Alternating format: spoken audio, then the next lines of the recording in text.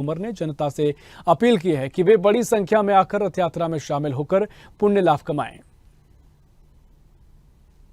जगन्नाथ का भात जगत पसारे हाथ, इसी तर्ज पर 13 जुलाई को ग्वालियर में रथ यात्रा निकाली जा रही है। इस बात हमारे साथ हैं महाराज जी, जानने की कोशिश करते हैं। महाराज जी, कैसे देखते हैं इस यात्रा को, चूंकि जगन्नाथ में निकाली जाती है, अब ग्वालियर में निकाली जा रही है, शायद लास्ट ईयर भी निकाली गई जी।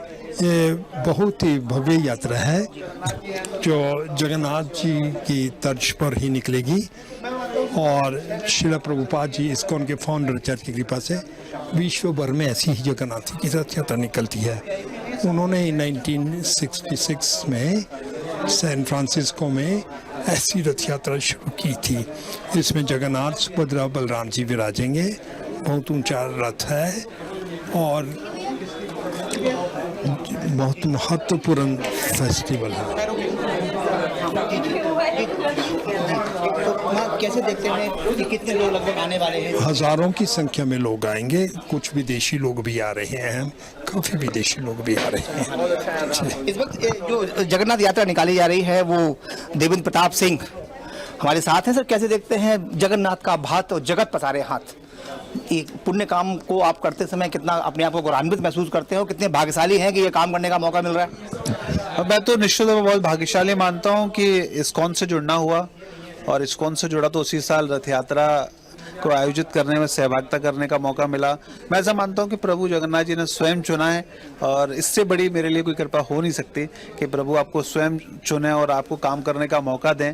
और जब जगन्नाथ जी की रथ यात्रा का दिन होता है तो हमारे लिए अभूतपूर्व होता है। और हम क्या रहेंगे, लोग जानेंगे तो कितनी बजे? लगभग 3 बजे प्रभु जगन्नाथ जी जो है वो जीवाएनसी मैदान पर आ जाएंगे और वहाँ पर समुद्र कीर्तन चलेगा। उसके बाद 4 बजे रथ पे भगवान विराजमान होंगे।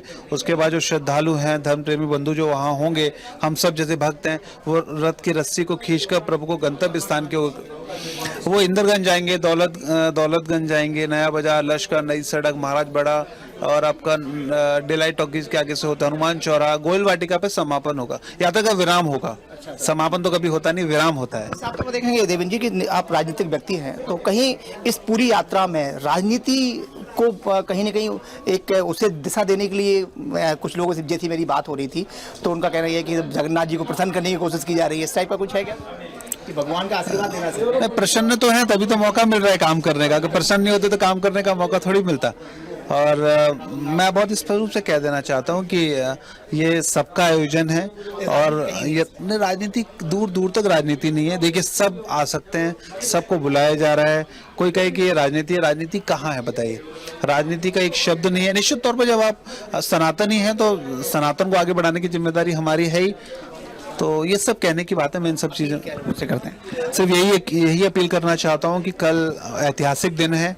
भगवान जगन्नाथ जी स्वयं आपके घरों के सामने से होकर निकलने वाले हैं और अपना आशीर्वाद दोनों हाथों से देने वाले हैं। और ग्वालियर वासियों से आग्रह करना चाहता हूँ कि आप सब अपने घरों पर भगवान का स्वागत करें, आरती उतारें, पुष्प वर्षा करें और उनके दर्शन करें, और अपने आने वाले जीवन के लिए सुखमय कामना करें, आशीर्वाद मांगें। साफ तौर पर हमारे साथ थे गुरु महाराज जो कल रथ यात्रा निकालने वाले हैं, और जो आयोजक हैं, आयोजक कहेंगे भक्त कह सकते हैं, देवेंद्र प्रताप सिंह तोमर। हालांकि राजनीतिक परिवार से आते हैं, लेकिन साफ तौर पर उन्होंने मना किया कि इससे राजनीति का कोई लेना देना नहीं है, और लोगों से अपील की है कि वो भारी से भारी संख्या में आकर, जो एक स्लोगन है जगन्नाथ का भात जगत पसारे हाथ, आकर पुण्य प्राप्त करें। कैमरा पर्सन धर्मवीर के साथ अरविंद चौहान।